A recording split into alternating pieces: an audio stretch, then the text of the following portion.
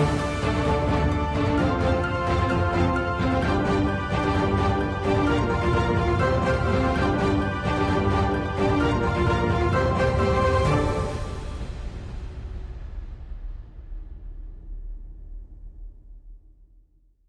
الله الرحمن الرحیم. له یوه لنډې مودې وروسته یو ځل بیا د افغانستان او پاکستان ترمنځ د مذاکراتو خبره راپورته شوې ده. ویل کېږي چې د هغه غیر مستقیم مذاکراتو چې یو شمېر مطرحو فعالینو او ژورنالستانو د افغانستان او پاکستان په استازیتوب باندې څه موده مخکې په ترکیه کې ناسته درلودله، اټکل کېږي چې یو ځل بیا هغسې یوه غیر مستقیم او ټراک 2 یا د غیر دولتي اړخونو ناسته ترسره شي تر څو د ستونزو په باب او دواړو لوریو ترمنځ د اختلافات باب سره خبرې اترې وکړي. ویل کېدله چې دا کېدی شي دا ځل په کابل کې واوسي، ولې دا لا تایید شوې نه ده. ځینې سرچینو ویلي چې دا ځل به یو پاکستاني پلاوی کابل ته راځي، ځینې ویلي دي چې ممکن کابل کې د ستونزو له کبله دا پلاوی هلته رانسي او بالاخره دا یو ځل بیا په ترکیه کې واوسي. په هر حال باندې دا په داسې وخت کې کېږي چې طالبانو ټینګار کړی دی د غیر مستقیم مذاکرات دروازې لا هم پرانیستې دي او هڅې په دې باب روانې دي، ولې دوی د مذاکرات لپاره په مشروط ډول باندې چمتو دي او شرط یې تر ډېره بریده پورې یو ځل بیا هم ملي حاکمیت او متقابل درناوی یاد کړی دی. دا ټول په داسې وخت کېږي چې د ماسکو او طالبان ترمنځ یو نږدېوالی رامنځته شوی دی او هغه نږدېوالی د یو تړون په بڼه لا پسې عملي شو. هغه دا دی چې یو پوځي تخنیکي تړون د ماسکو او د طالبان ترمنځ لاسلیک شو چې له مخې یې په لومړي پړاو کې هغه لومړنی ګام یې دا دی چې ماسکو به یا روسیه به د افغانستان دننه ټول هغه تجهیزات چې د پخواني شوروي اتحاد د وخت راپاتې یعنې روسي تجهیزات ګڼل کېږي په نظامي برخه کې هغه به رغوي، د هغه ترمیم چارې به پر مخ وړي. همدارنګه ځینو سرچینو دا هم ویلي چې په دې کې به د هوایي دفاع په سیستم کې هم د تخنیکي مرستو بحث شامل وي. بیا دا هغه څه و چې د طالبانو د دفاع وزیر په دغه ناستې څخه بیرته راګرځېدو پر مهال په هوایي ډګر کې خبریالانو ته وویل چې پاکستان لکه څنګه چې پخوا بریدونه کول او هوایي بریدونه یې کول او په جرأت یې کول، د په خبره تر ده وروسته به داسې جرأت ونه شي کړی که چیرې موږ دغه توافقات کې مخته ولاړ شو، موږ داسې چارو باندې لګوو. اوس ځینې داسې باور لري چې د افغانستان دا ډول په سیمه کې د اړیکو پراختیا او د طالبانو سره د تجهیزاتو برخه دا ډول همکاري کولی شي د افغانستان او پاکستان ترمنځ په کړکېچ باندې د افغانستان په ګټه مثبت اغیزه ولري. مهمه خبره دا ده طالبان او پاکستان پر څه باید وغږیږي. که یو ځل بیا د مذاکراتو مستقیم یا غیر مستقیم مذاکراتو بحث کیږي، موضوع به څه وي، کوم څه دي چې پاکستان یې غواړي او څه دي چې طالبان یې غوښتلی شي او ورکولی شي. سلام، وخت و بخیر. د رڼا د خپرونه زه میرویس سنګزر ته وړاندې کوم. دوه محترم مېلمانه را سره خپرونه کې ګډون لري. پخوانی ډیپلومات ښاغلی عزیز الدین معارج او همدارنګه سیاسي و نظامي شنونکی ښاغلی توریالی زازی. دواړو مېلمنو ته ښه راغلاست وایم. معارج صاحب له تاسې پیلوو، د بیا مذاکراتو دپاره څه خوشبیني شته د دواړو هیوادونو وضعیت ته په کتو؟ مننه. لومړی تاسو ته جناب ستانکزی صاحب، جناب معزز جنرال صاحب زازی صاحب ته، تاسو تخنیکي همکارانو، لیدونکو اورېدونکو ته سلامونه او احترامات وړاندې کوم. ګورئ، موږ خو بار دا خبره کړې ده چې پاکستان کورنۍ او بهرنۍ، خصوصا بهرنۍ پالیسي دوی په لاس کې نه ده. دا هېواد جوړ کړی غربي نړۍ ده د خپلو موخو، اهدافو، مقاصد دپاره. دا یو مجري مامور هېواد ده. چارواکي هم خپله جنرال حمید ګل ویلي د موږ چیف افسر او نور چارواکي په سپینه ماڼۍ کې ټاکل کېږي، نو بنا دوی ورته ټاکي. دوی که ماموریت تر سره نه کړي، یا یې تابید کوي، یا یې لکه عمران خان زندان ته اچوي، یا یې لکه بوټو مثلا دا نور څه زیاولق دې غوندې وزن دوی په دې پوهېږي. خپله چارواکي هم په خپل حکومت باندې، په خپل دولت د هېواد په بقا باندې یقیني باور نه لري، پانګونه بهر کې کوي. نو بنا دا یو پروژه ورکړل شوې ده سیمه بې ثباته کړي، چې مسایل د داعش دي او باګراند او نورې قصې دي. پنجابیان به په خپله هم پکې لږ ذره دې خوا ته سرحد را وړاندې کوو د خپلو ګټو دپاره، د اقتصادي او سوداګري د اوبو د بال لپاره. بیا په پروژه کې خپلې ګټې هم په پام کې نیسي. بیا نو دغه د پښتنو سیمې دي، پښتنو بلوچستان دي، لر و بر دی جوی کې نارامي او دا شی جوړوي. خپله پنجاب کې خیر خیرات، تا ته هر څه معیشت د ځوانه عیاشي زندګي هر څه شته. نوم فدرالي د مذاکراتو زموږ سره د مذاکرات انجام به سوي اوس بیا خبرې کیږي چې مذاکرات به وشي خوشبینه یې دا ورته بله مسله دا بله مسله ده کله چې پاکستان جوړ شوی تر ننه پورې خصوصا بیا د 50 کالو دا د وروسته داود خان ده هر مسله چې په نړیواله کچه د افغانستان په هکله مطرح شوې ده پاکستان یا پلاوی برناکه وخته یا برناکه راغلی دا ما بار بار ویلي او ثابت کړي مې دي ثبوت کړي مې دي خلکو ته مې ملت ته ویلي چې دغسې بیا مسله شوله ګورې آیا پلاوی ورځي یا پلاوی راځي دا نړۍ ته ښیي چې دلته زه یم زه څکه که ما له ترو یې وکړ کمیشن مې راکړه و دغه مسکو له طالبانو سره اړیکې نږدې کړي دي په تخنیکي چارو کې خو وایي چې تړونونه لاسلیک کړي دي خو کیدای شي نور تړونونه هم وي ځکه په یوه عادي مسله کې هم چې راځي د هغه اصول مطرح ده که وستن هم ترمیموي غرب ته دا سوال وړ ده داسې طالبان لکه پخواني پاچاهانو وایي توازن سیاست کوی شي که نه ځکه هلته به چې کله دوست محمد خان په وخت کې کیونایي راغی دې خوا ته ویکو هم راغی بیا به یو به بالاحصار کې بل به شیرپور کې ساته و بلان سیاست دواړه به ګټه اخیستې بیا چې کله به کیونایي راغی دې خوا نه به ستالیتوف راوسته خو سیاست یې کوی شوی نه لکه امان الله خان چې کله بیا نو لاړه 15 الوتکې واخیستې وو 1.5 نیکولای ټوپک راوړل د بارودو فابریکه داس بن راغی ورته ویل چې څه کوې وایي زه استقلالیت لرم خپله کار کوم وایي بیا به سره ګورو هماغه چې امفیري د دوی سفیر په سبا یې که په همغه مازدیګر د شارا په ماڼۍ کې له سقاو زوی سره وکتل او همدغه و چې کله کله هغه وتښته یعنې بلان سیاست بیا په کاله که ظاهرشاه غوندې چې هم به روسانو حضور درلود افغانستان کې بنیادي کارونه به یې کول هم په هلمند و قندهار کې امریکایانو به کارونه کول نو هغه سیاست که دوی که جدا مثلا خو اوس پاکستان غواړي چې خپل حضور مطرح کړي دلته راسي مسکو ته سیګنال وکړي چې دا خلک د ما لاس کې دي او متاسفانه چارواکي همدا کار کوي له پخوا نه یعنې څنګه یعنې فکر کوئ چې باید مذاکرات رد شي له پاکستان سره مذاکرات نسته مذاکرات په تلیفون باندې کېږي خو په ترکیه کې ولې ونه سوله په قطر کې ولې سعودي کې ولې ونه سوله یا په چین کې چې یو بانفوزه هېواد ده یعنې په دواړه اغېز هم لري یو زبرځواک هېواد هم ده کولی شي د پاکستان شاته چې کوم پروژه د امریکا ته هم قناعت ورکړي مګر پاکستان خو نه غواړي ځکه یې ملولي او څو ورځې مخکې وویلې او 2 هفتې مخکې چې پاکستان پالیسي د چارواکو د عیسایو د پوځیانو په جګړه ده جګړه چې ونه کې دینه معیشت د ځوان له کومه کې خو رښتیا وایي نفوس له جغرافیې زیات او تولیدي او صنعتي هېواد خو نه ده په دې چاپلقو پاپورو په دې باندې خو څه نه کېږي خو نه معدن لري نه تولید لري نه کومه لوی لوی کارخانې و نفت و دا نو دا معیشت د ځوان له کومه کوي چې 100 میلیارد هم قرضدار ده نو بنا همدغه جنګ او پروژې دي اخیستل دي ادرسونه بدلول دي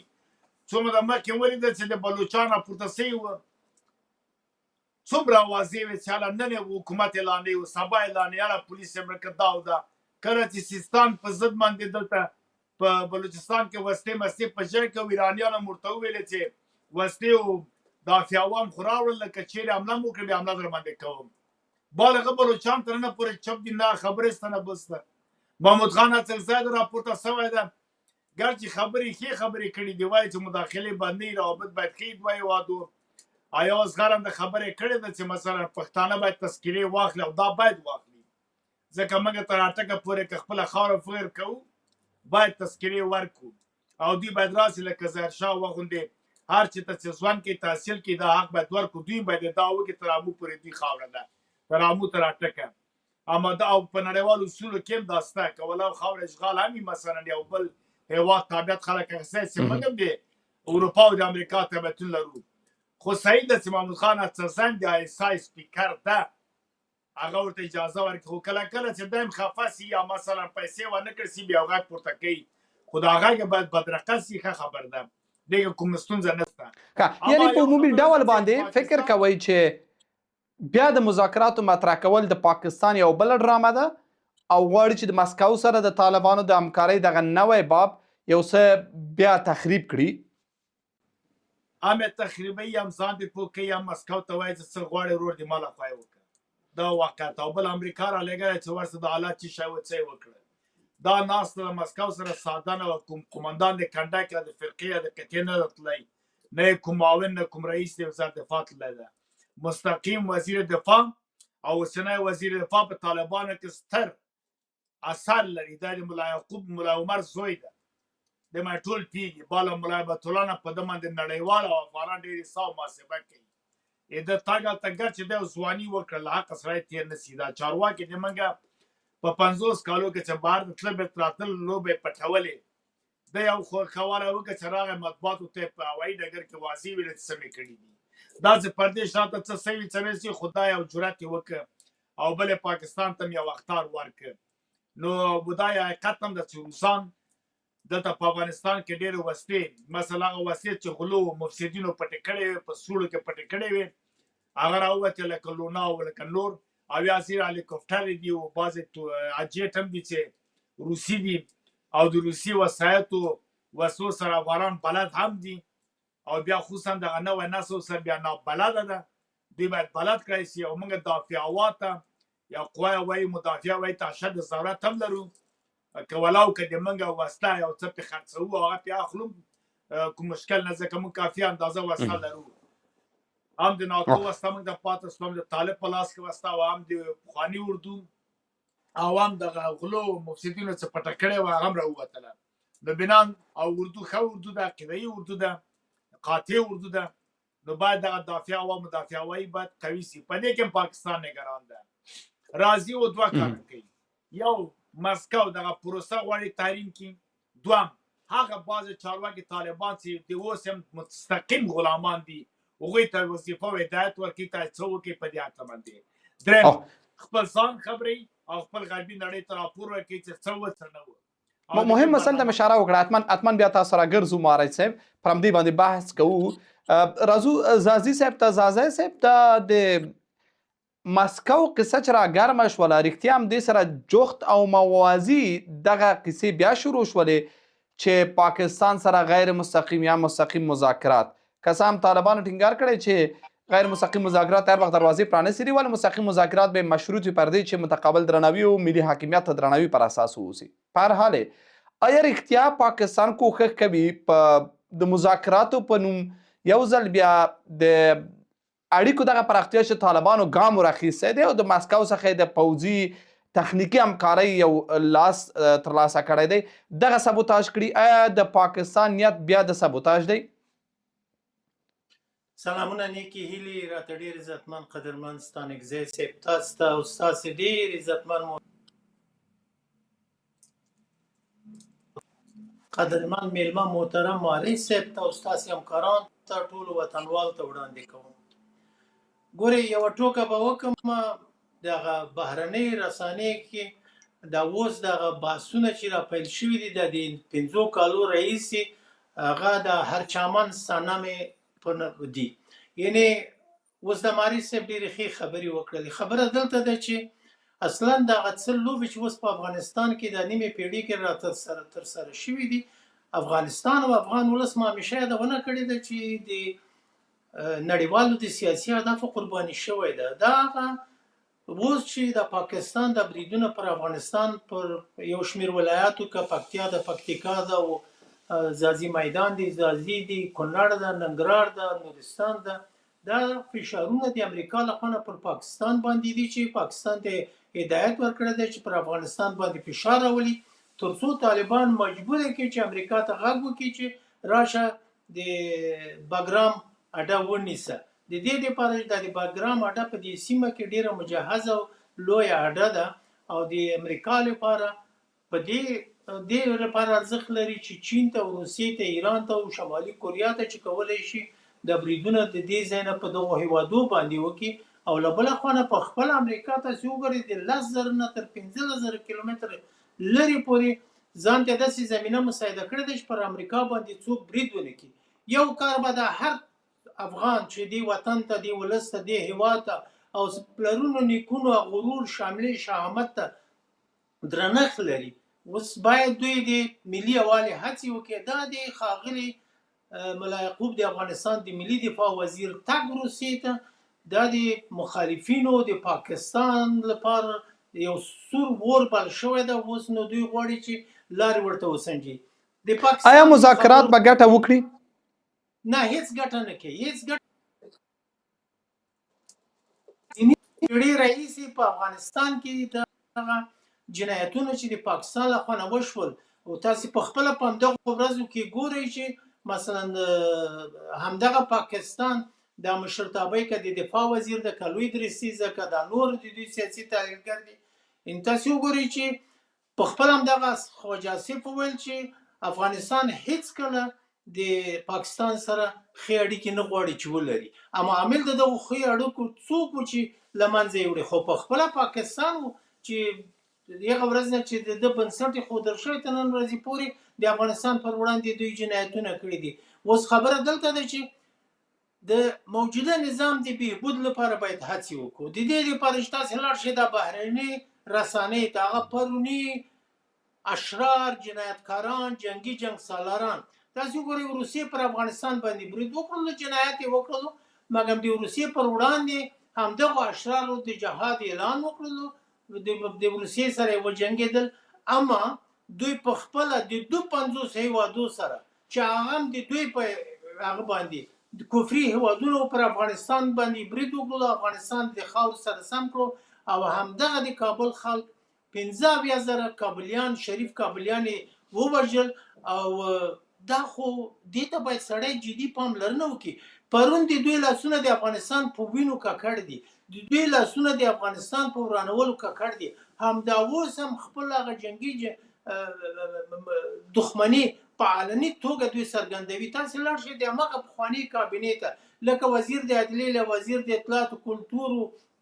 یا معین ده، یا یو شمېر نور د دوی افراد دي. تاسې وګورئ چې دوی د افغانستان یو جمهور رئیس دا چې هغه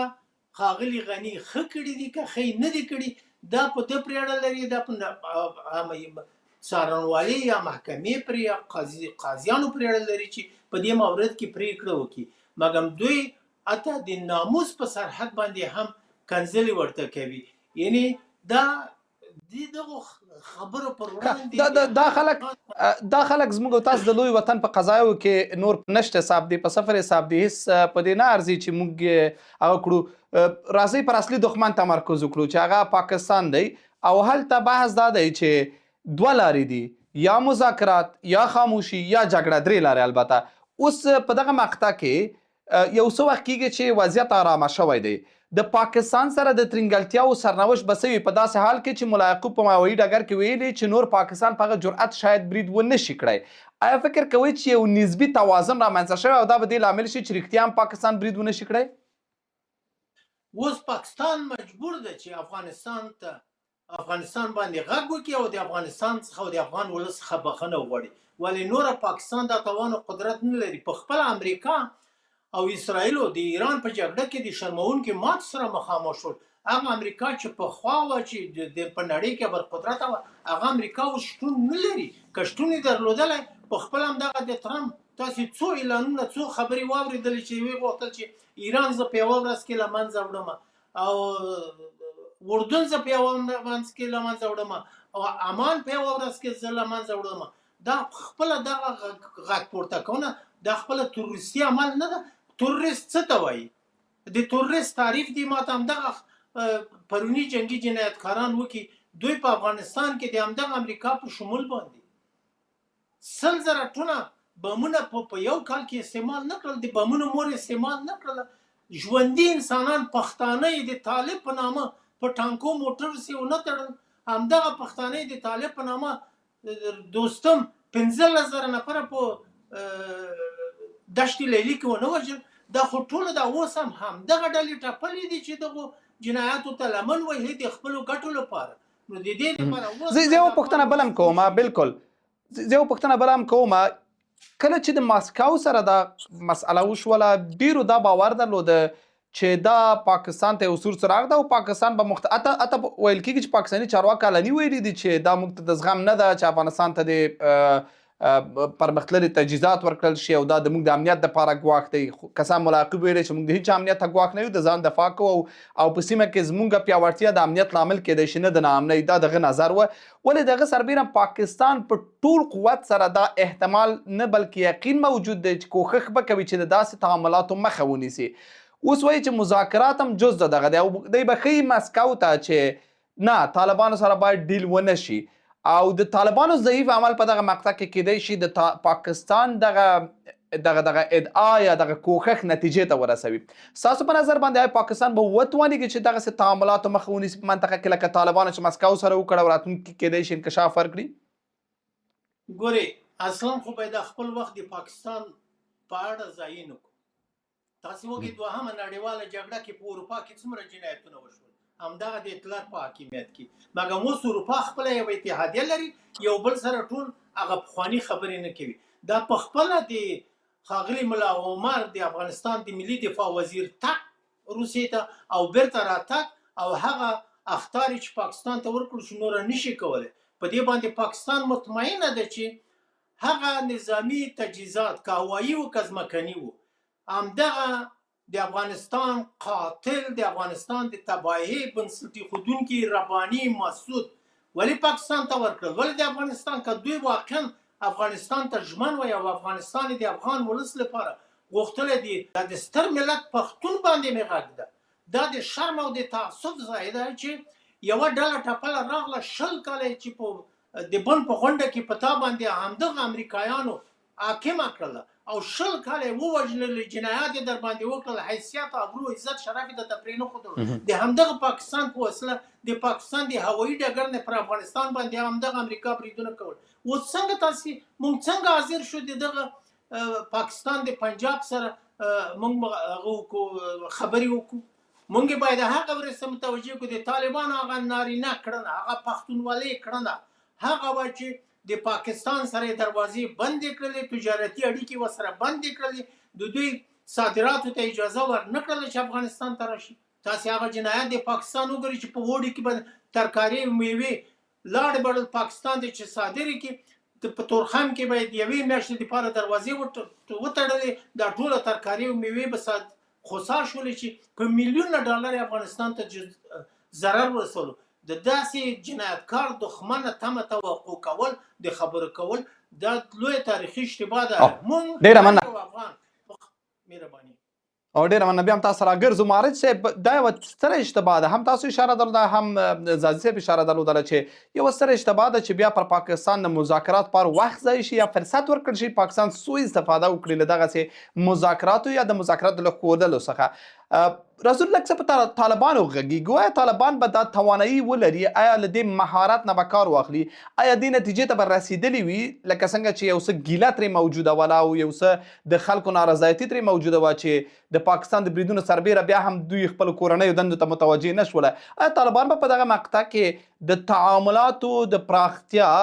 او د دغسې مشکوک اقداماتو چې پاکستان کې د هغه د مخنیوي توانایي وموندي چې یو ځل بیا د پاکستان ونه اوسي چې د افغانستان یا د طالبانو تعامل له مسکو سره او له بل هر چا سره یا سبوتاژ کړي یا د ځان په ګټه راوڅرخوي؟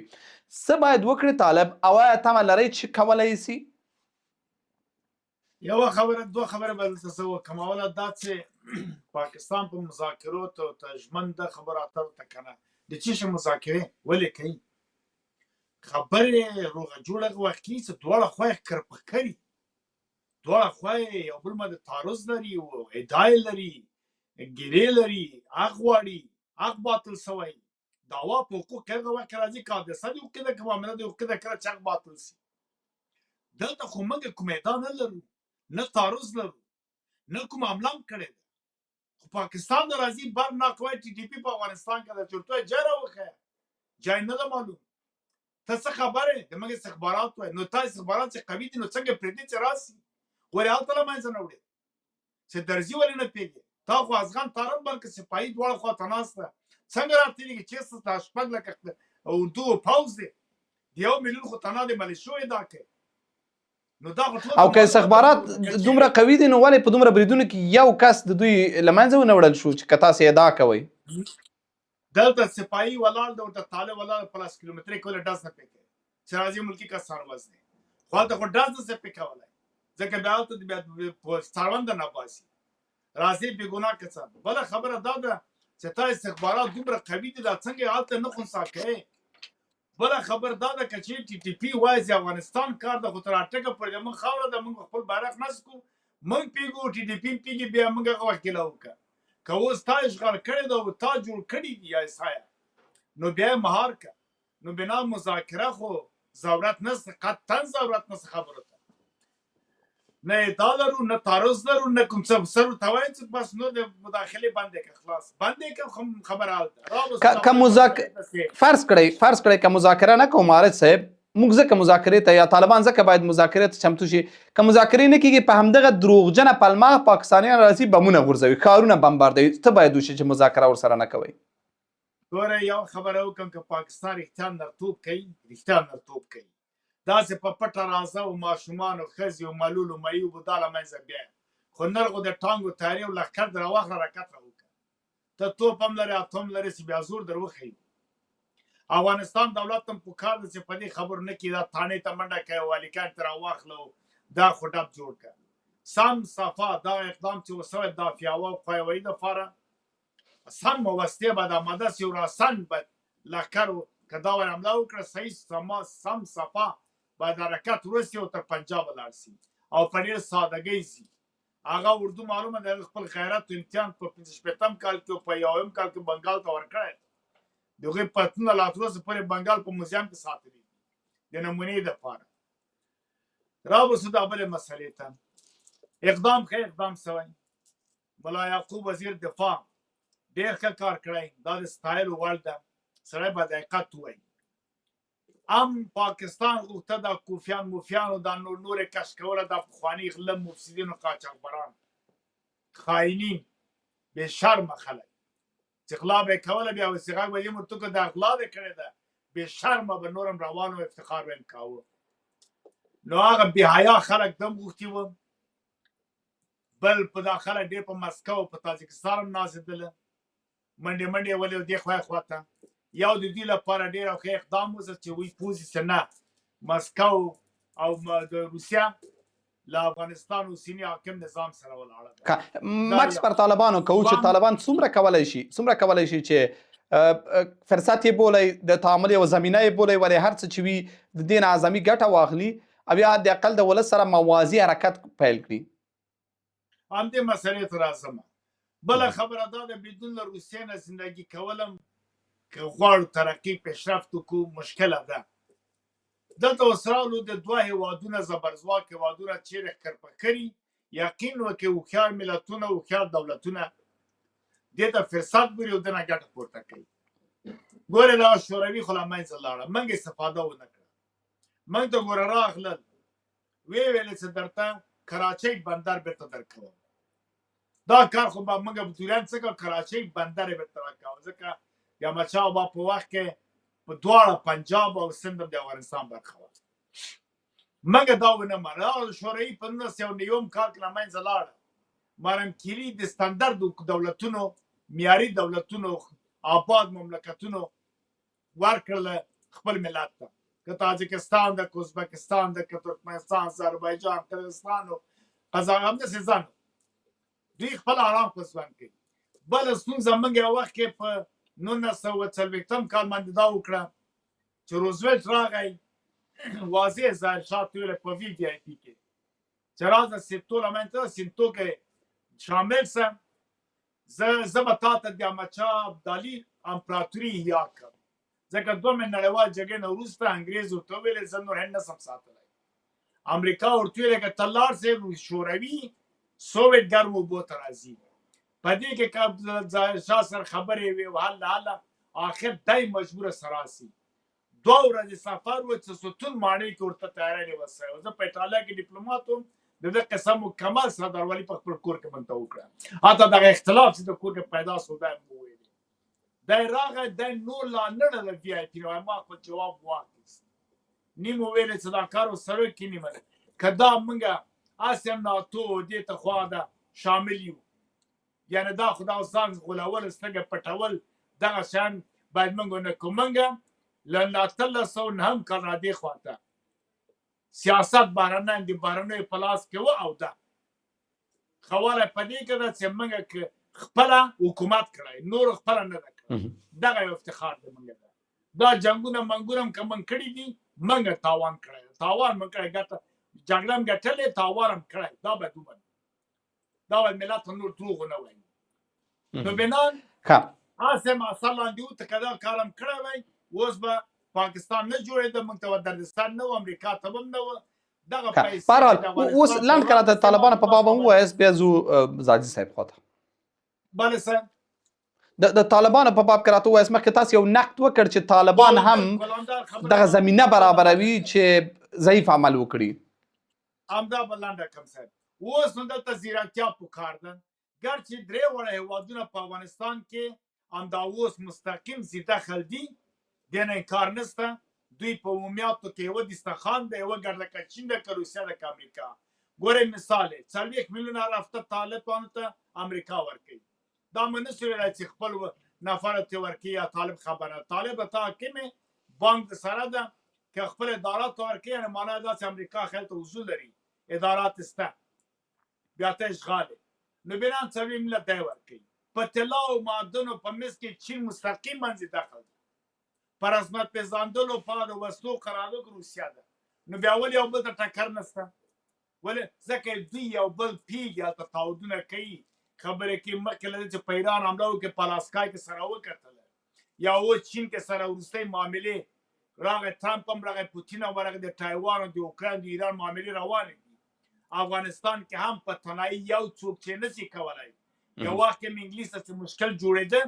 په تنهایي به یې حمله کوله بیا چې کله به تفاهم و د عصمت خان به بخارا ته لاړ ته وزیر اکبرخان به و بیا معامله وسوله بیا به جوړېدل یعنې هر څوک خپله ګټه پکې ګوري هر څوک خپل سرې کرښې دلته معلوموي حدودات معلوم په 1001 کال کې چې امریکا حمله کوله چین اخطار ورکړ وایي په تنهایي نشي کړی 2 میاشتې جګړه وځنډېدله تر هغه چې بوش راغی له چین رئیس جمهور سره وکړه پوتین سره وکړه خاتمي سره ترکمنستان کې بیا یې حمله وکړه یعنې دغه مسایل ته په کتو سره موږ باید داسې یو بلانس سیاست ما ویل لوبه ښه ده چلنج یې ورکړه دا پخواني غلو ته چلنج یې ورکړه پاکستان ته امریکا ته یې وویل چې ته موږ سره کومک نه کوې پاکستان ته دې وظیفه ورکړې ما ولي نو زم را به روسیې سره معامله کوم دا هم ښه اقدام ده روسیه هم زبرځواده امریکا هم ډارېږي داسې نه ډارېږي په یوه شپه روسیه کې وایي چې 2.5 لک عسکر حرکته کړي بیا څه کوي ورسره نو دا خبر هم شته نو بنان ښه سیاست روان ده چې بیا غرب هم خفه نه کړي چین هم خفه نه کړي ګاونډیان هم خفه نه کړي د سیمې هېوادو سره باید احتیاط وکړي سعودي چې پیسې ورکړي کومکونه کې هغه هم بند نه شي په ټوله کې به داسې یو سیاست جوړ شي دا سیاست په څه کېږي په ښه تدبیر په ښه مشاورین باید ولري په حوصلهمندۍ په اتفاق ډېره مننه نه په کشمکش مخالفت باندې او زه فکر تر ډېره بریده پورې دا کار سوی ده موږ اوس فلحال رښتیا سړی وایي ښې لوري ته روان یو تر ډېره بریده ابادي کېږي تر ډېره بریده پورې زیربنا ته کتل کېږي اوس په دغه وخت کې موږ همدا ویلې چې دا سړکو په ځای زیربنا یې جوړه کوي سړی بیا جوړېږي یو څه سیاستونه بهر کې پیل سوي دي نور که طالبان رښتیا اصلاحات راولي د نجونو ښوونځي کار اشتغال د ښځو اساسي قانون اداره جوړول پاک ژمن مسلکي کسانو ته په ادارو کې جای ورکول هغوی ته مق ورکول دغه مسایل که پام کې ونیسي افغانستان یقینا نن پاکستان را روان ده سبا ایران را روانېږي خپله هېوادونه زارۍ کوي راځي ډېره مننه مهارت صاحب چین ساده نه ده موږ سره کومک کوي چین دلته معدنو ته هم فکر ده موږ هم ګټه ده ځکه موږ هم مارکېټ ته ضرورت ده فرصتونه شته بالکل ډېره مننه مهارت صاحب دغه مسایل او ډېره مننه زاځی صاحب راځو تاسو ته مهمه بحث همدا دی چې آیا پاکستان به تر دې وروسته د هغسې بریدونو د دوام زړه ښه کړي ځکه نن تېره ورځ د طالبانو یو ویان د بي بي سي سره خبرې کې ویلي دي چې د دې پاکستان د بریدونو په جریان کې د امریکا لاس و واضح ویلي دي د کسان پخوا هم دا ویلي خو دغه ښاغلي فطرت ویلي دي چې د پاکستان په بریدونو کې د پاکستان په بریدونو کې د امریکا لاس و اوس که دغسې قصه وي تر دې وروسته هم څومره د دې احتمال او امکان شته چې د مسکو د دغه همکاریو سربیره او د طالبانو دفاع وزیر د هغه څرګندولو سربیره بیا د هم پاکستان د دغه مذاکراتو د ناکامۍ په صورت کې همغسې بریدونو ته دوام ورکړي. څه به پیښ شي د دواړو هیوادونو ترمنځ تر دې وروسته؟ ګورې ستانکزی صاحب که تاسې د دې نړۍ تاریخ ته مراجعه وکړئ د جان اف کینیدي د وخت نه نیولې تر نن ورځې پورې د روسیې او د امریکا ترمنځ او چین ترمنځ سیاسي مخالفتونه شتون لري چې د نور هیوادونه د دوی د سیاسي اهدافو قرباني شوي دي، په خاصه توګه افغانستان او افغان ولس. او د پاکستان هماغه د انګریزانو پروژه ده چې په دې سیمه کې رامنځته کړې، د اسرائیل په منځني ختیځ کې رامنځته کړې ده. دې باندې ټول ښه پوهېږي. خبره دلته ده چې هغه ډک چې د افغانستان ملي دفاع وزیر ښاغلي ملا یعقوب پاکستان ته ورکړلو، دا چې د روسیې نه بیرته راغی په هوایي ډګر کې اخطار پاکستان ته ورکړي، دا کار نشي کولی. او هغه بریدونه چې پر افغانستان باندې د ډیورنډ کرغېړنې کرښې په دې خوا یې وکړل، مګر همدغه ښاغلي ملا یعقوب د پاکستان په ټولو پوستو باندې بریدونه وکړل او ډېرې پوستې د خاورو سره ورته سمې کړلې. خبره اصلي دلته ده چې دا ټوله د امریکې سیاسي اهداف دي. ما د مغه ورځ نه چې پاکستان پر افغانستان باندې برید کړی دی، ما په خپل بحثو کې ویلي دي چې ولې امریکا د پاکستان ملاتړ کوي، ولې امریکا د پاکستان د دغو جنایاتو پر وړاندې غبرګون نه ښکاره کوي، ولې امریکا د بن لادن چې په همدغه پاکستان کې د نظامی قواو ترڅنګ د کور والته ونیولو، ولې پاکستان پر وړاندې کدی د بشر حقوق ادعا کوي، دا کار نه کوي. ولې افغانستان خو نیمه پیړۍ وړاندې د ټولو نړۍ هیوادو سره خپل ناپیلتوب غیر منسلکتوب ساتلی و، د هیڅ چا سره کوم سیاسي مشکلات نه درلودل، د ټولې نړۍ سره خپل ډیپلوماتیکي اړیکې درلودلې. اوس خو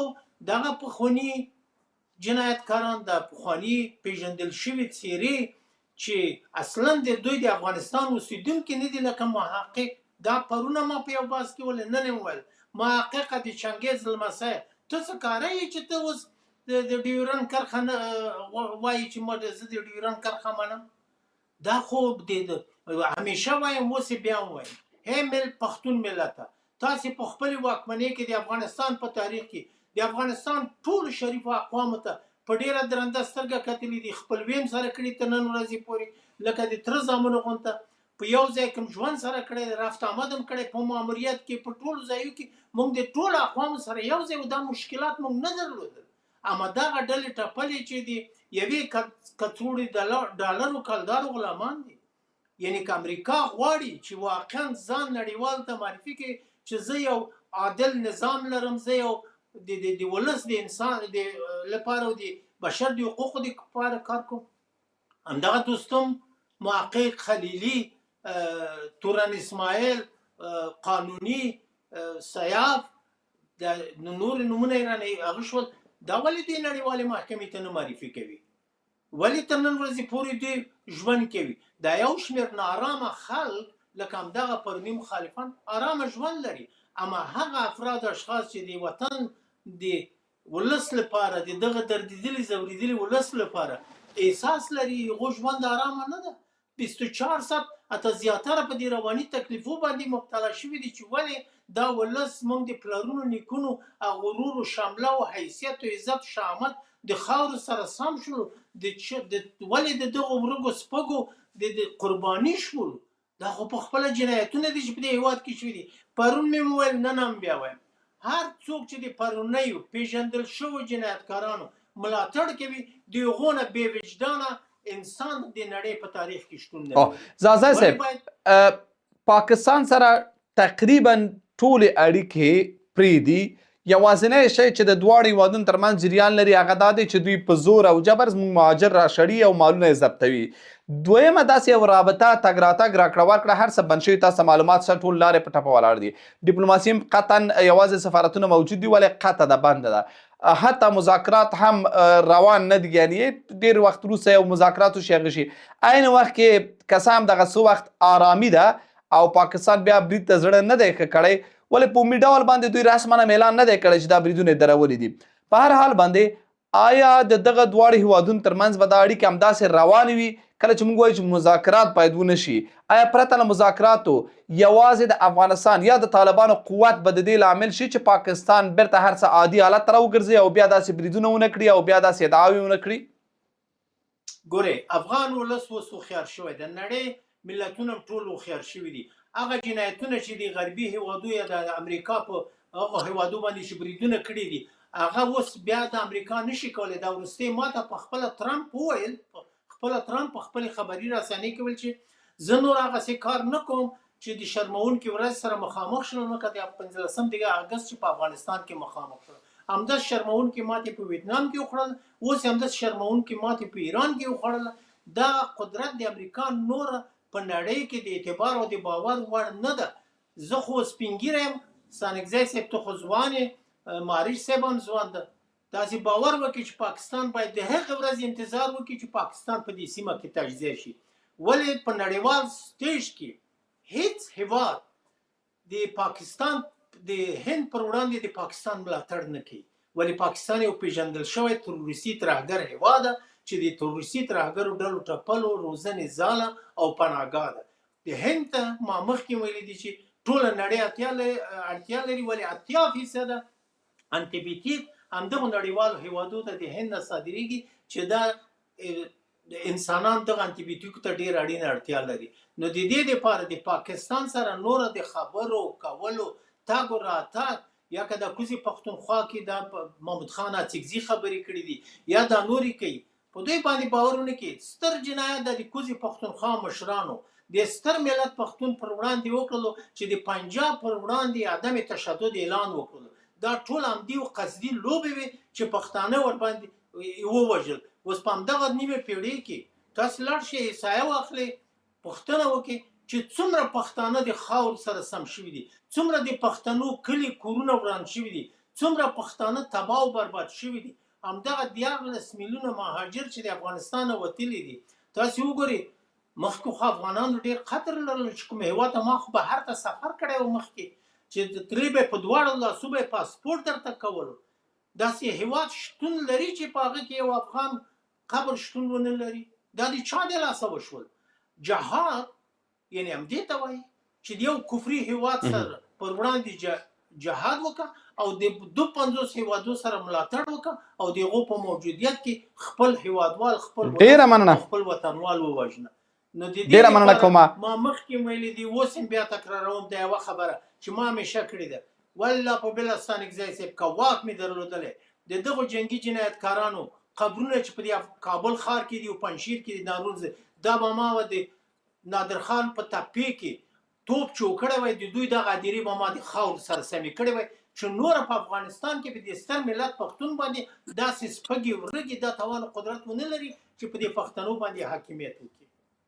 ډیره زیاته مننه کوم دواړو قدرمنو مېلمنو څخه. د بحث موضوع مو یو ځل بیا د پاکستان او طالبانو ترمنځ د مذاکراتو خبرونه تر سترګو کیږي. البته ویل کیږي چې غیر مستقیم مذاکرات چې د ځینو مطرحو څیرو چې د دواړو لوریو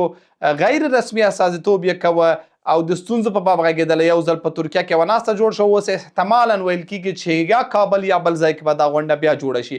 دا د پاکستان سره د مذاکراتو بحث له یوې دمې وروسته په داسې مهال کې مطرح کیږي چې د مسکو او طالبانو ترمنځ نوي دفاعي تخنیکي توافقات شوي دي او د هغې پر اساس طالبان دفاع وزیر ویلي دي چې پاکستان به لکه پخوا هغسې بیا د برید کولو جرأت ونه لري. اوس بحث دا دی چې آیا دا واقعا مذاکراتو ته د پاکستان لیوالتیا ده؟ آیا واقعا د ستونزو حل دی او یا هم د پاکستان هغه هڅه چې د کابل او مسکو ترمنځ د نویو توافقاتو د سبوتاژ او یا هم د هغه څخه د خبرېدو او یا بل هر عنوان جوړ کړي د هغې کوښښ وسي؟ ځکه ویل کېږي چې پاکستان په دې باب اندېښنه لري چې افغانستان یا طالبان د پرمختللو تجهیزاتو لا مجهز شي.